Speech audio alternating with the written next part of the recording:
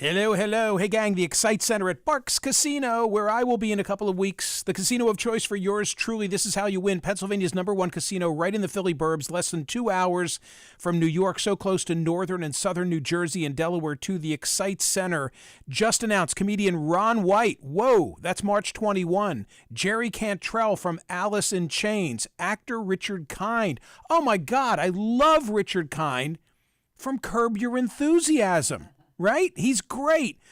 Tonight, it's Invincible, a tribute to Michael Jackson. Ezra Ray Hart coming, lead singers from Sugar Ray, Better Than Ezra, and Tonic joined together for an incredible night. November 16, rocker Bret Michaels, comedian Eric D'Alessandro. They got it all going. Parks Casino, go have some fun. Dinner, drinks, gamble, A-listers in the Excite Center. All the good stuff. ParksCasino.com. Buy tickets for all the shows. This is how you win. You got to be 21. Gambling problem, call 1-800-GAMBLER. Headlines now from the Friday edition of the newsletter. Just a quick word about an appearance that I made earlier today on CNN because it sets up today's poll question. I was on with Casey Hunt for the last several months on Fridays. Early in the morning, I've been doing a hit with Casey Hunt. I appreciate her, love her show. She does a terrific job. She wanted to know, okay, what's most on your mind? What's the big picture question that you have as we are now the Friday before the Tuesday finale? And I said, I want to know if Trump is underperforming in the polls. That's what I want to know. I want to know if Trump is underperforming in the polls because in his 3 runs for the presidency, he's never been in so strong of a position. Right now, he's exceeding where he was in 2016 and 2020, and there was an underrepresented Trump vote. Is there one this cycle? If there is, he wins. But maybe the pollsters have corrected or even overcorrected, and maybe not. We just don't know. And I know all the data. I know the polls. I know the betting markets. I know the stock market as an indicator of who's going to win. I know the cultural touchstones. I know what the pundits all say. Alan Lichtman was here on the program yesterday. The 2 Nates, Nate Cohn and Nate Silver. I mean, I could run through what every one of these barometers says. And yet, in the end, I will not be shocked with any outcome. Harris wins narrowly. Harris wins decisively. Trump wins narrowly. Trump wins decisively. None of it is going to surprise me. The only thing left to say at this point is make sure you're voting. Make sure you're voting. It's been a crazy week of news, and yet I think in the end, it's all been a wash. I don't think that any of the many events that have played themselves out and are still playing themselves out are outcome determinative. The one worry that I have, and we have this story in the newsletter today from the New York Times, I worry about expectations being built into the Trump audience that he's far ahead and he's absolutely going to win, which kind of lays a foundation and a predicate for him not winning and people saying, well, there must be cheating. There must be cheating because otherwise he'd right now be the victor. All of this kind of sets up a really good poll question today. Mark Halpern put it in my head. Actually, Mark said something a week ago, and then a female caller said on Wednesday, right before Mark came on, hey, would you revisit with Mark Halpern what he said about Harris supporters having a more difficult time coping? We use that word. That's what we decided to use. We finally worked it out. Yeah, we like that word. Coping with defeat. Right.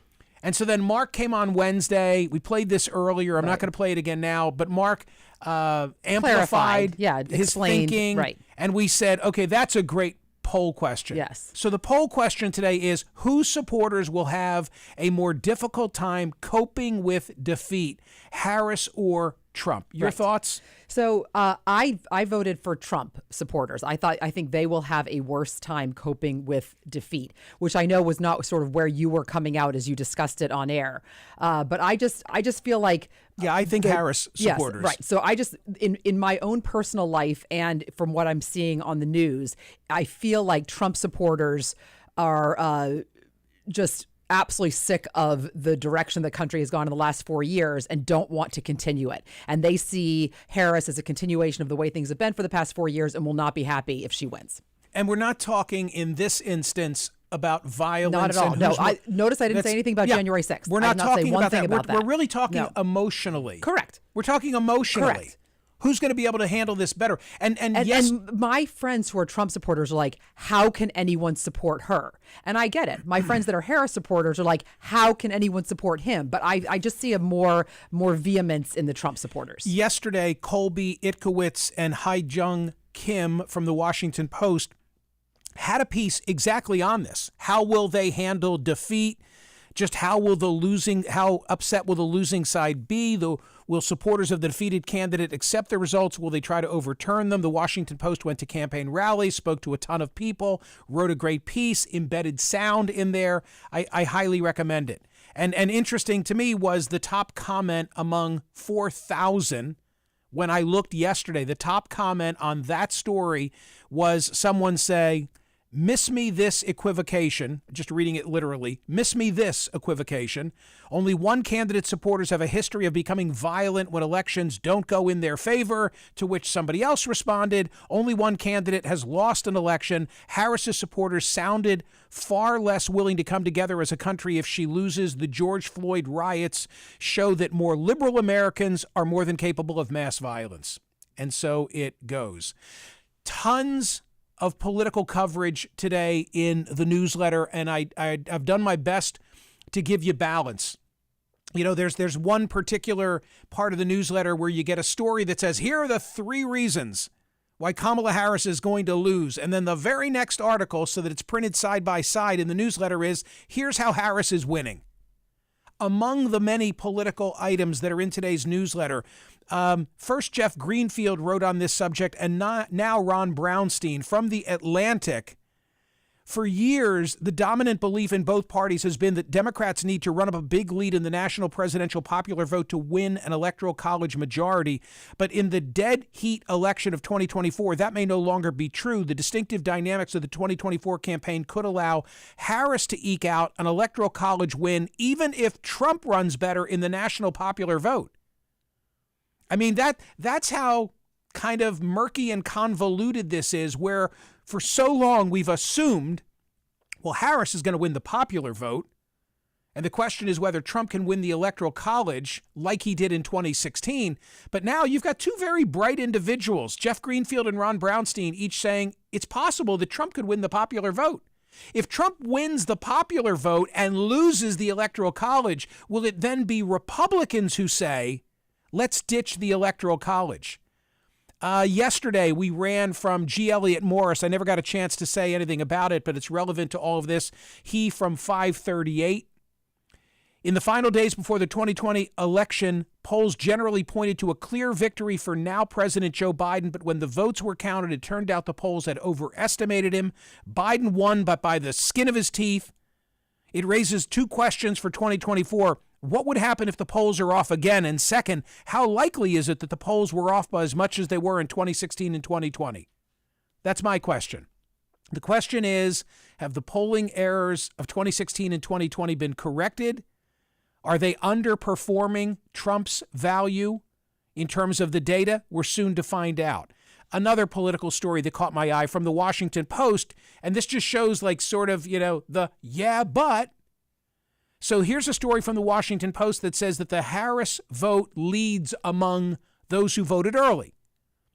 We have some clues about who they're voting for. Vice President Harris appears to be banking a significant lead heading into Election Day, potentially bigger than Hillary Clinton in 2016, for whatever it's worth. Recent national ABC, New York Times, Siena polls show Harris with a 19 to 29 point advantage, among those who've already cast ballots. And then it goes on to reveal that other data. And then I say, yeah, but hold on, because one of the Nates, Nate Silver, wrote on this subject yesterday in his newsletter and said, the early vote does not predict results. He says, even if we know how they're voting, they're not necessarily a representative sample. In other words, there's a passion indicator, a confirmation bias of the people who want to get out there and vote early. They might be the most passionate, but they might not be the most numerous. What else do I offer you in this menu from the Friday before the Tuesday finale? CNN's latest survey on North Carolina and Georgia. Neck and neck. Neither Vice President Harris nor former President Trump has established a clear advantage in the race for the White House in two key southern battleground states, according to new CNN polls conducted by SSRS.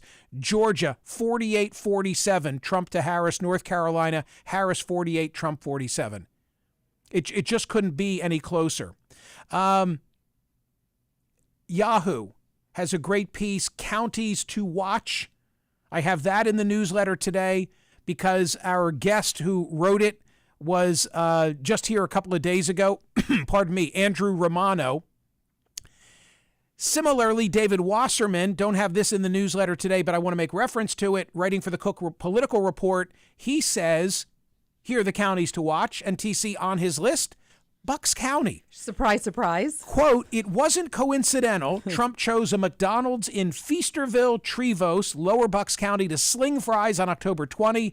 Harris needs a strong margin out of Metro Philadelphia, but Trump's best opportunity to make progress in the Philly burbs is likely in Bucks, where non-college educated whites make up about 50% of the electorate, much higher than in any other Philly collar county. And it goes on to make the case as to why Bucks is so important. I've been telling all my friends and family that it is truly exciting to be here for this election. It's crazy. I'm ready for it to be over. I'm ready not to have all the ads, but it's also really exciting. Okay, well, if you wish to participate in the excitement... You mean in the most important town, in the most important county, I in do the love most that. important state love this that. election? By the way, that's like the Elliot Curson. He's the ad man that I referenced earlier in the week. That's the Elliot Curson to me. I did say that to Alice. Dan Alice, and I can't stop saying it. yeah, the most important town and the most important county and the most important state.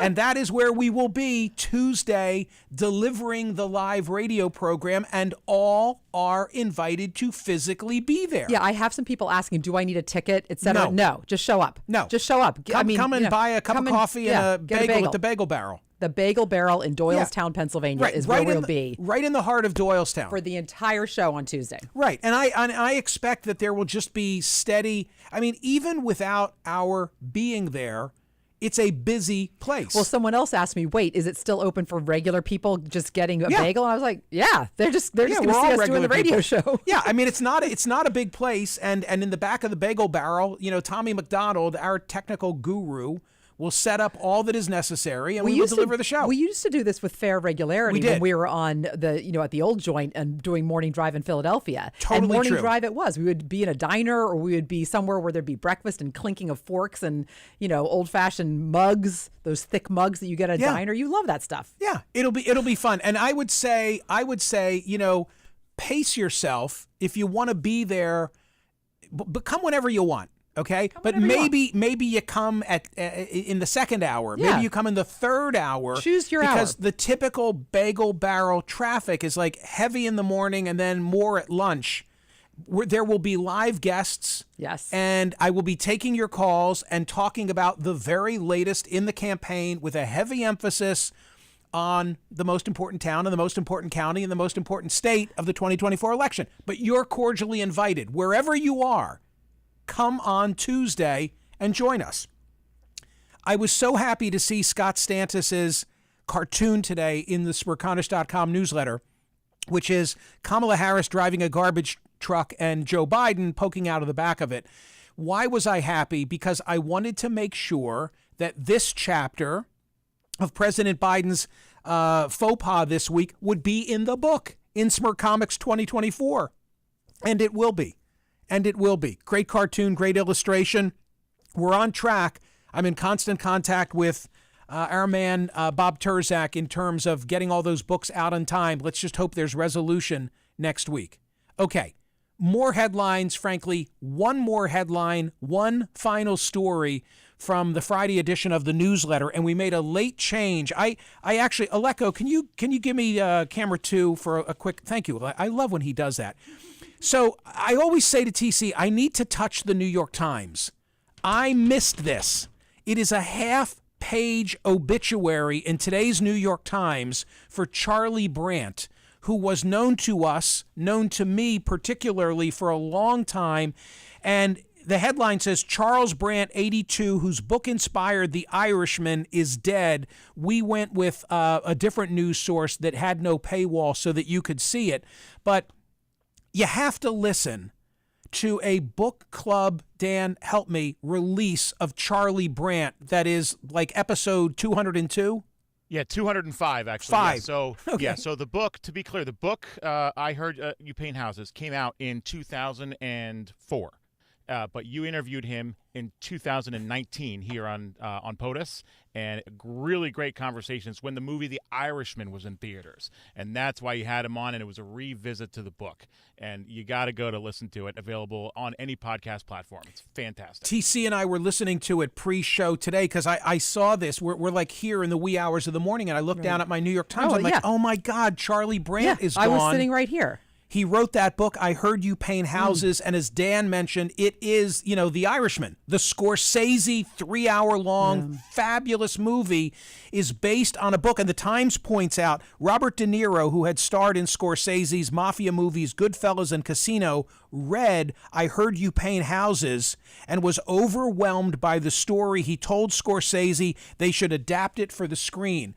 And the funny part of the story, which I go through in the book club podcast, the funny part of the story is that I first interviewed Charlie when the book came out under the friends and family plan. I knew him as an attorney and had the utmost respect for him. Right. He was a former prosecutor turned civil defense lawyer, and we had one particular case together, opposite sides of the fence, but we established a friendship. So when he published the book, I Heard You Paint Houses, as a courtesy to him, I said, I will read the book and interview. I enjoyed the book. But you said yes to him. So you had so much respect for him that you said yes to him for promoting a book without even knowing what the book was about. True. Yes. True. And now look at where it came. Yeah, and now, then the book. So then years later, it's like almost 20 years later, it becomes the Scorsese movie.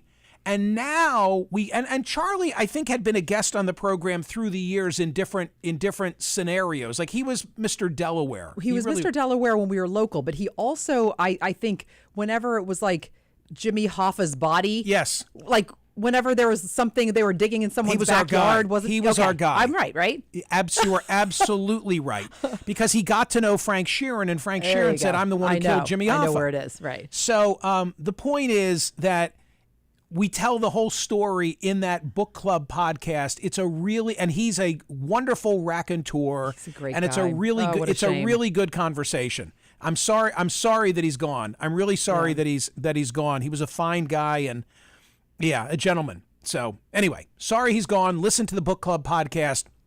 I want to say TC has a special episode of TC After Dark. The premise is one of KonMariing. She's finally caught up in that regard. I'm due for a big KonMari. This election has me so busy. I've accumulated all sorts of things, and so good. Yeah, I got to clean my garage. So good. Because mentally it just helps. Well, and I knew it was there. I knew this stuff was there. Didn't see it every day, but I knew it was there, and it weighs on you. You got to do it. Yeah. Has Bill Brennan been circling your Stop building? With yourself.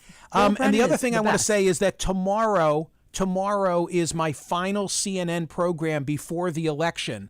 I have James Carville, David Axelrod, and Byron Donalds. Wow. How's that for a carpool? Love it. So should be great. Hope you'll be tuned in. Thank you to the boys at Creative. Appreciate you. Alice, appreciate you. Dan, appreciate you. See you, everybody.